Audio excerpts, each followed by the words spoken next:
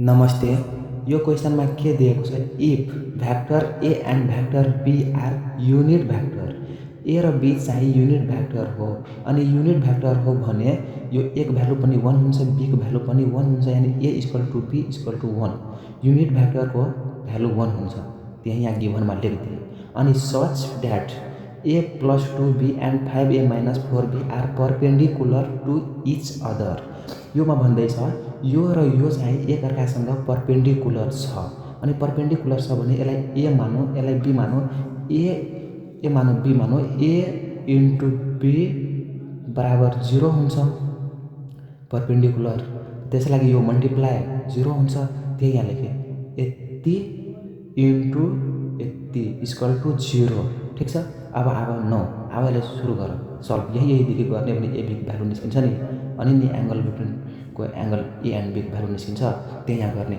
यो ए लिएर पहिला यो पुरैमा गर त, यो ए इन्टु 5a त 5a स्क्वायर, यो माइनसको माइनस, फेरि यो ए लिएर योमा गर, यो 4ab त 4ab, अब यो 1 गयो, अब प्लस 2b को गर, प्लस 2b को यो पहिला यो लिएर 5 2 जा 10ab 10ab, यहाँ प्लस माइनस माइनस 4 2 जा 8 b स्क्वायर।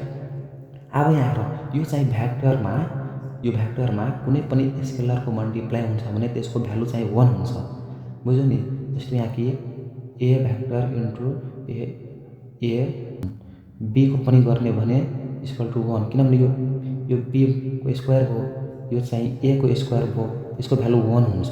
त्यही यहाँ छ नि ए को स्क्वायर, यसको भ्यालु 1 भयो त 5 1 जा 5 भयो, minus 4ab plus 10ab 10ab मा 10 मा 4 गयो भने 6ab बस्यो, अनि माइनस अनि 10 सेम बीको भने पनि यहाँ बीको भने यसको भ्यालु 1 हुन्छ। त्यही स्केलरको मल्टिप्लाई छ भने यो 8 भइसक्यो, 8 1 जा 8 इक्वल टु 0। अब माइनस 8 मा प्लस 5 गयो भने माइनस 3 बस्यो, अनि 6ab, अब यो 3 लाई त्यो साइड गरेर प्लस 3 भयो, अनि यो 6 लाई डिभाइडमा लगेर 3/6 भयो, अनि एबीको भ्यालु चाहिँ यति आइसक्यो।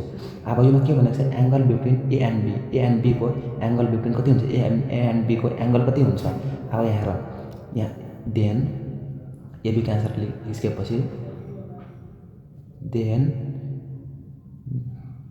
The angle